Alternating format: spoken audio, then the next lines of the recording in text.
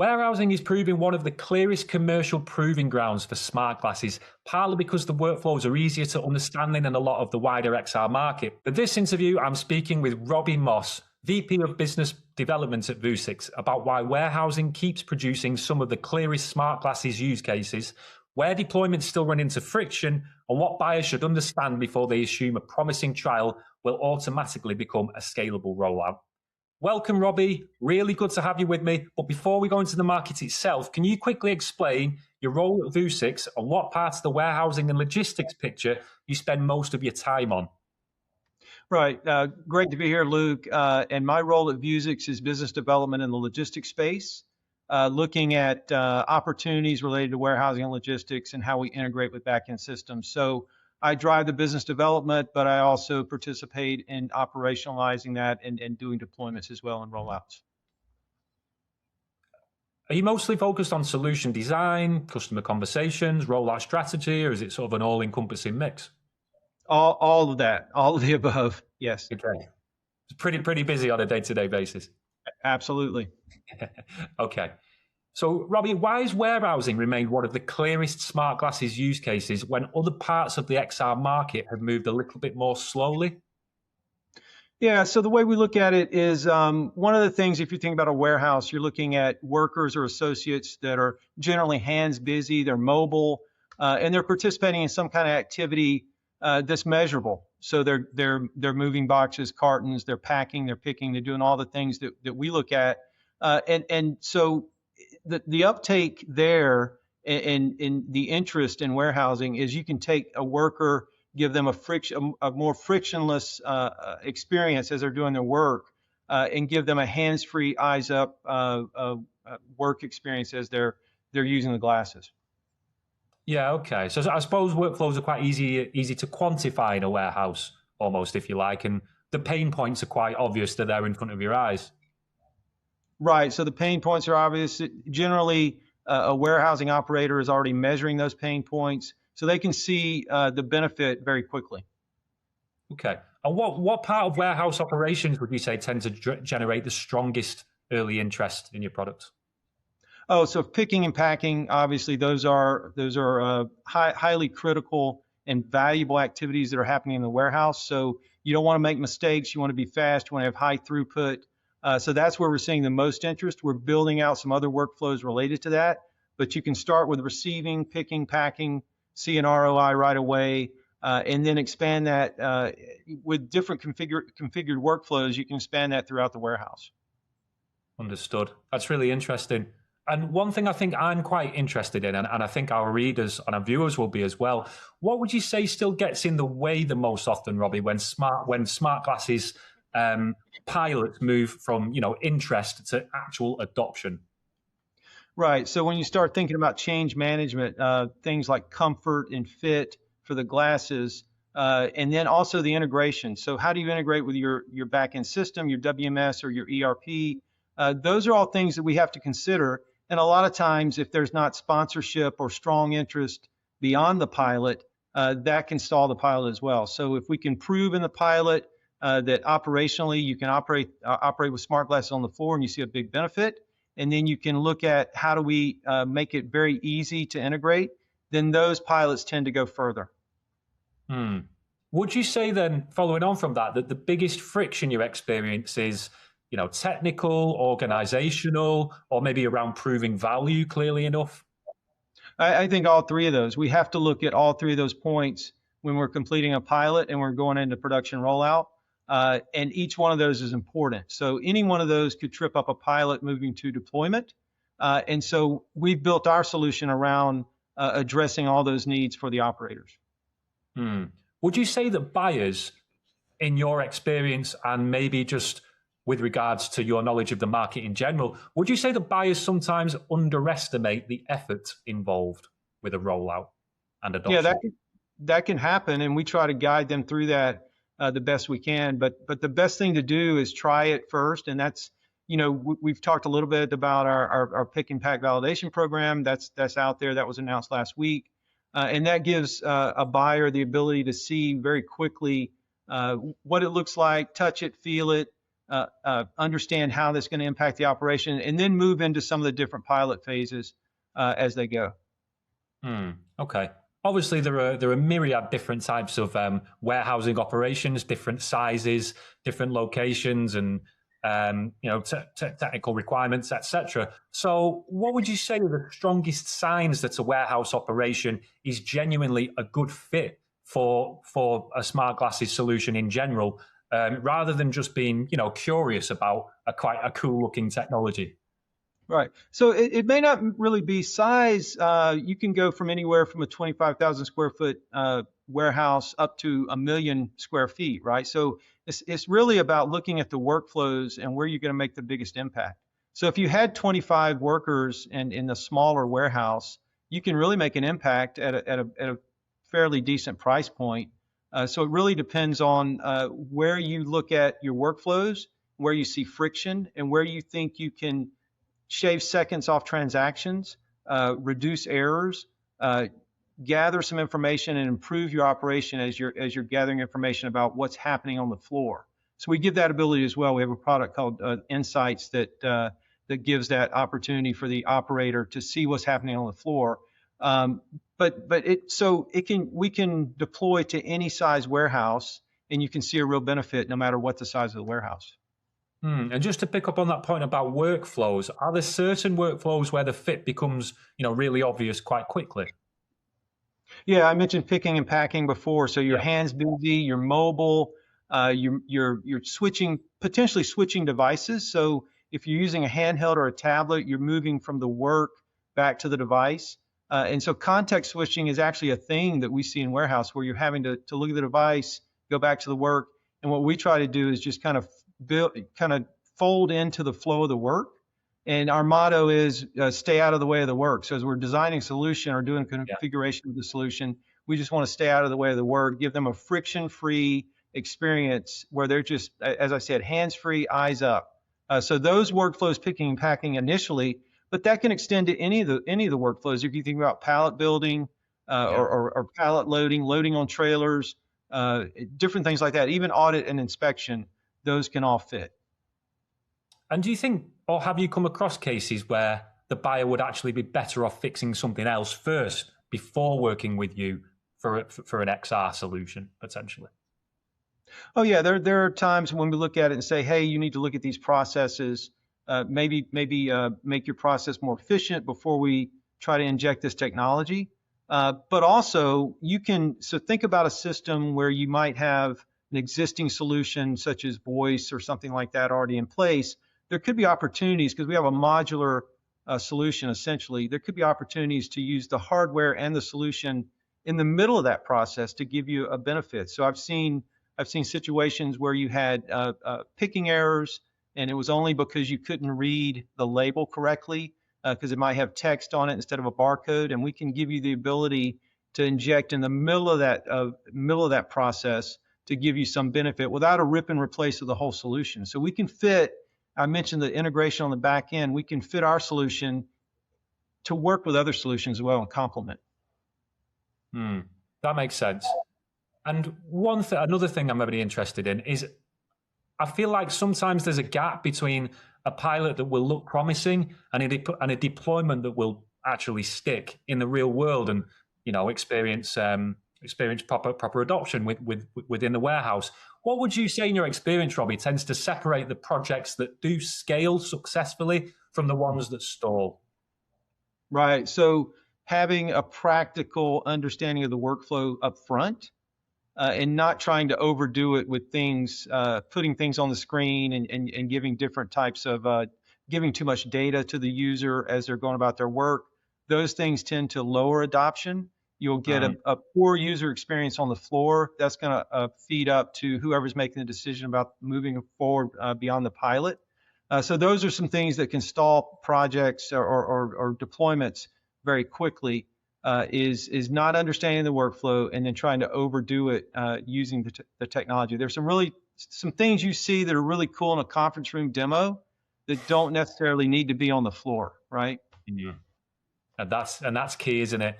So as a follow-on from that, what would you say that a healthy first deployment does get right, early on? Right. So very focused, some defining some focused criteria for success up front, saying here's how we're going to look at ROI. Here are the things we're going to measure, and then going through that test, spending several weeks with users using the device and the solution on the floor. A lot of times, and I say device and solution is, it's not really the device these days. It's really about how do I use the device. I'm curious about it, but I need to know how to operationalize it. So define the success up front, get it operating on the floor, get some feedback, maybe iterate the solution, and then prepare to go forward with the rollout. One of the other key things before I forget, as you're doing that initial work, you're checking it out on the floor in the initial phase of the pilot, you also want to be thinking about integration.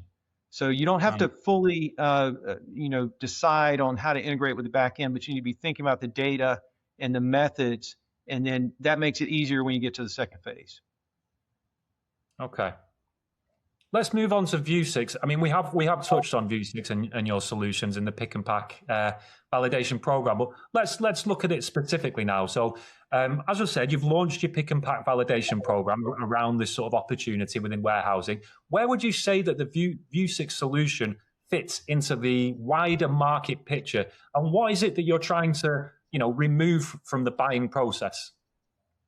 Right. So we just want people, if they have an interest in AR hardware, smart glasses, and they really want to just get a touch and feel for a kit, we've got everything in the kit that they would need. We've got the pre-configured software for picking and packing, pick, pack, goods receipt, pallet build, bin audit, those types of workflows. That's all. We've given them a demo essentially that's on the device that they can run offline. They don't have to connect to Wi-Fi. We've got a flip book, a booklet that has barcodes in it. They can walk through each workflow. It takes 2 minutes or less to really get a good understanding. They can see the power of things like using the camera for barcode scanning, using the camera to take pictures for confirmation, and understanding how that fits in a workflow, how easy it is, and how easy it is to wear, but how easy it is to use on the floor. So we're not giving them a full solution at that point. It's really to try it out. Give us a call, get into a discussion about how we would go forward with a pilot, understand your workflow, and then go from there. Fantastic. I'm not aware of any other similar solutions doing something like this in the market. It seems like Vuzix is kind of forging ahead especially in the warehousing space, and I'll keep a very close eye on it. One thing that I noticed that was very interesting to me was in the promotional video, it mentioned that you could kind of upskill a user, if you like, and get them au fait with the system within as little as 90 minutes, which is a short amount of time. So how is that achieved, especially considering some workers will be, non-skilled, potentially temporary, warehouse workers who basically just need the system to work with minimal friction? Right. So one of the things we're doing is we're giving, in the initial usage of it, you have training screens and training audio that accompanies the workflow. So as we're going along, we've built this into the validation program and the demos, but you've got instructions on the screen, you've got audio, it's going to drive you through the workflow, validate that you've taken all the right steps. So if you're a new user, this same method would translate to the production rollout. So we'll have a training mode, a normal mode, so you can get instructions until you become very familiar with the workflow. And then for beyond that, you could toggle off to a normal mode and just operate very quickly. So we're giving you the way to understand the workflow if you're like seasonal employee, and we're going to validate you're doing the right thing, but we're also going to capture when you have in our back end, we're going to capture where you have hiccups and things like that.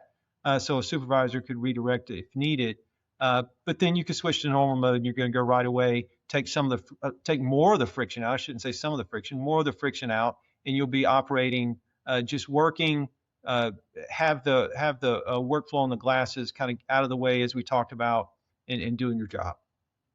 Okay, so even if I'm a technophobic temporary worker with an analog mobile phone and no smart devices in my home, I can show up at work, I can put on the Vuzix smart glasses device, and within 90 minutes, I will be taken through the training programs. and I'll be ready to go for the rest of my day. That's the Vuzix pitch in terms of usability. Yeah, for those workflows, yes, you would be able to very quickly be proficient at the workflow that you're expected to operate on the floor. Fantastic. That's what it's all about, isn't it? Deployability and usability. No point looking great if tech enthusiasts at some conference, some demo like it and can use it. It needs to be usable, doesn't it, by the worker, the everyday worker. Fantastic. Yeah. That. I'd love to actually get my hands on it and have a play around. I noticed the program is built with something called Mobilium Edge, with sort of sample data and no upfront integration. How important is that in helping buyers evaluate the workflow, before IT gets dragged into a heavier project? And can you just talk about what Mobilium is and what it does? Yeah, so Mobilium is our platform for configuring solutions. So Mobilium Edge is the app that runs on the device. Everything that we do, they have to have Mobilium Edge. That's the integrated kind of app that comes with the hardware, and it's pre-configured and preloaded onto all headsets. Yes. Okay. Yes. For the pick and pack validation program, they get Mobilium Edge, and that drives the whole evaluation. So Mobilium Edge is that client that's on the device, fully configurable. We focused on those 5 workflows I mentioned: pick, pack, bin audit, goods receipt, and pallet build as demonstration workflows. Everything the user sees in that workflow, as I mentioned, is configurable on the screen. We can configure the way you use the camera for barcode scanning. We can configure how eventually, if you get into a pilot, an integrated pilot, then we configure how it integrates with the back end. All that integration happens in Mobilium Studio, which is our low-code development studio. Allows us to iterate on the workflow. It allows us to do those things very quickly. So as we get feedback on what makes the user experience better, we can go back, update the workflow. That gets sent automatically to the device. So every day when you log into the device, if there are changes and iterations in the workflow, you automatically get that as you're logged in. That would all go through working with the client. Obviously, we're not just going to push updates automatically, but things that make sense as we make changes, easily configurable, both for the user experience and user interface and for the back-end configuration. Okay. I suppose my last question, I'll talk about the hardware itself then. So it's the M400 and the LX1 that are included within the program. Is that right? That's correct. The M400, kind of the workhorse of the fleet, right? So it's out there being deployed over years now. The LX1 is new as of last quarter. So we announced that it's being rolled out as of the first quarter of 2026. And so those are, the LX1 is really purpose designed and built for warehouse work. So it's a ruggedized version with a little more power and technical updates to it, but a ruggedized version of the M400. So it is the update to the M400. These systems, the M400 and the LX1, they're replacing older voice-only handheld systems, that kind of thing. Now, obviously, they have more technology, they have more capability. But what are the deeper benefits? What are the real issues that these will solve and give business leaders and tech leaders less of a headache in their day-to-day? Is it, I think you mentioned time of pick and packing and auditing, but give the real world benefits of these, not just from a technical perspective, but from a what can a business actually see as ROI with these devices? Yeah, so I think if you're looking at ROI, it's really going to be about saving time on every transaction. So if you look at a workflow like picking, a lot of times you have a handheld device. You're gonna use that handheld device to scan, but you're also having to look at the device. There's data on the screen. You may or may not have voice with that device, but we're looking to shave seconds off each transaction that the user is working with, especially when they need to be hands-free. So we look for those types of workflows where, as I mentioned before, they're hands busy. They need to be hands-free. It's better if they're hands-free and eyes up. They're not switching between devices and things like that. So you can save time for on every transaction, that builds up across the workforce. It builds up across the shift. So that's where you see your ROI.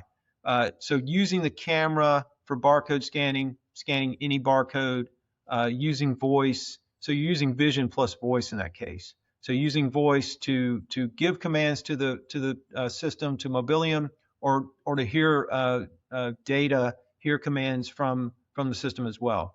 So it's vision plus voice. So voice is very fast. We understand that. Sometimes in voice only systems, you lose some validation. So you may not have the ability to scan. Now you can scan with a handheld scanner, but that's an extra device, right? So we really want to be, we're giving you an opportunity to have one device. It's wearable. I mentioned before, we're getting out of the way of the work. The worker is just working and doing their work, using the camera, using voice, and just kind of going along, getting some validation on they're doing the right thing, and capturing any exceptions. Maybe have the ability to capture video or photographic proof of an exception, things like that. Fantastic. That's all I had for you today, Robby. It's really, really interesting to hear from you about AR in warehousing and where that's potentially going in general, and also, of course, the Vuzix pick and pack validation program. Like I said, it seems like you guys are kind of pioneering in the marketplace at the minute, and I can't wait to see where you guys take it. That's all from me today. So I'll just say thanks for giving me the time today, and we'll see you soon, Robby. All right. Thank you, Luke. Take care. All the best.